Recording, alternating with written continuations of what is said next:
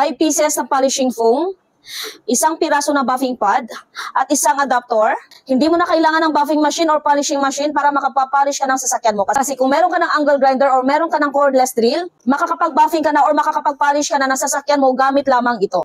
May kasama na itong adapter na pwede nating ilagay dito sa drill para magamit mo ito as pang-buffing or as pang-polish. All you have to do is ilagay lamang itong adapter na to dito mismo sa drill natin. Kung nakikita mo, meron din naman siya ditong thread. So, dito mo ilalagay mamaya yung adapter na pwedeng paglagyan natin ng ating buffing pad or yung ating polishing pad. So, ilagay mo lamang siya. And then, kung makikita mo dito sa adapter ng paglagyan natin ng buffing pad is meron din siya ditong thread. So, ilalagay lamang natin siya. Make sure na mahihigpitan mo lang siya. Then, you're good to go na. At kung magbabuffing ka, so syempre, ilalagay mo yung buffing pad natin. Kung magpapolish ka, syempre, ilalagay mo yung ating polishing pad. So, ididikit mo lamang siya dito.